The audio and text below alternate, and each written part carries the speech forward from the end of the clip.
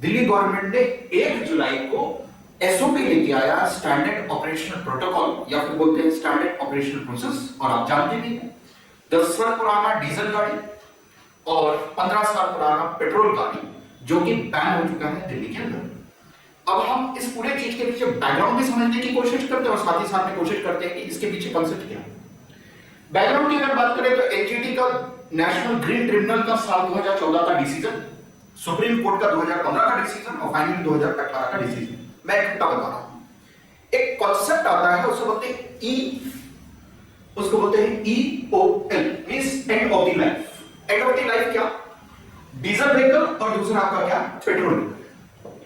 ये डीजल और petrol vehicle का अब रजिस्ट्रेशन क्या हो रहा है? खत्म हो रहा है और ये बैन कर रहा है कि इसके ऊपर रिफ्यूलिंग क्यों होती है। मींस आप कोई भी पेट्रोल पंप में जाएंगे तो पेट्रोल पंप आपको फ्यूल नहीं देंगे और आप ये गाड़ी लेके बाहर जाते हैं तो उसके ऊपर पेनल्टी भी होगी। अब सबसे पहली चीज, ये पूरा बेस किसके ऊपर है? वो आपका एंड ऑफ द लाइफ के कॉन्सेप्ट के ऊपर, EOL के कॉन्सेप्ट के ऊपर। ये 10 साल पुरानी डीजल व्हीकल और 15 साल पुरानी वाली पेट्रोल व्हीकल दिल्ली के अंदर नहीं चलेगी। और 4-5 बातें अपन को समझ। पहले तो मैंने आपको बता ही दिया कि that is known as EOL concept, जो कि बैन कर रहा है किसके ऊपर? रिफ्यूलिंग। कि पेट्रोल पंप में आप जाओगे तो आपको पेट्रोल नहीं मिलेगा। अब प्रश्न आता है कि भाई पेट्रोल पंप मालिक अपना नुकसान क्यों करा लेगा? तो देखिए, पेट्रोल पंप को मैंडेटरी कर दिया, वो डिनाई करते हैं। क्यों डिनाई करते हैं? क्योंकि पेट्रोल पंप रजिस्टर हुआ है स्टेट के अंदर। जैसे for an example, I am institute, I have registered under the MP act, MP establishment act. Same वैसे ही पेट्रोल पंप भी रजिस्टर्ड हुआ है, तो पार्ट है किसका? स्टेट का।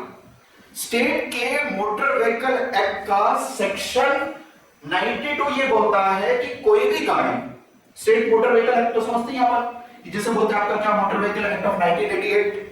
उसका सेक्शन 192 बड़ा क्लियर कट बोलता है कि अगर कोई व्हीकल रजिस्ट्रेशन नहीं है और स्टेट उसको रोक रहा है तो आप उसके ऊपर कोई भी किसी प्रकार का फ्यूलिंग नहीं करोगे। ये बात समझे। दूसरी बात ये बोलता है कि अगर सेक्शन इसी के साथ ही में जुड़ा हुआ सेक्शन 39 क्या बोलता है कि अगर ऐसी कोई गाड़ी पाई जाती है लेते हुए या फिर आप घुमा रहे हो फर्स्ट टाइम, क्योंकि ये माना जा रहा है कि रजिस्ट्रेशन ही नहीं है, रजिस्ट्रेशन ही आप खत्म हो चुका है। 10 साल 15 साल 10 साल डीजल, 15 साल आपका पेट्रोल, रजिस्ट्रेशन खत्म। 2000 से लेके 5000 तक की पेनल्टी। दूसरा, टाइम पाए जाते हो तो 5000 से लेके 10000 तक का। तीसरे बार पाए जाते हो फाइन भी, इम्प्रिजनमेंट। ये बात आपको स्पष्ट है।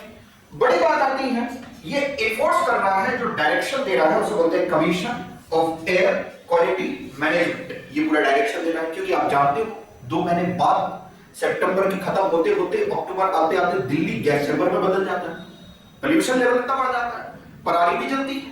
तो ये पूरा डायरेक्शन इन्फोर्समेंट का काम कर रहा है। कौन कर रहा है? QSCAQL। कंप्लाई कैसे होगा? एक रजिस्ट्रेशन तो देख नहीं सकते, कई लाखों गाड़ी है, तो ये काम कौन करेगा? AI।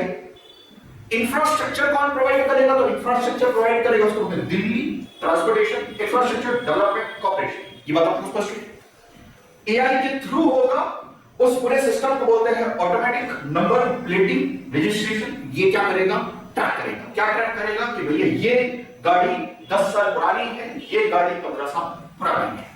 और ये क्या है? इसी को बोलते हैं आपका SOP, standard operation protocol. Comply कौन कर रहा है? वो आपका डिपार्टमेंट ऑफ ट्रांसपोर्टेशन। इशू किस दिन हुआ? हुआ कल से 1 जुलाई 2020। इतना पॉइंट पे अपनी ठीक ठाक में क्लियरिटी आ गई।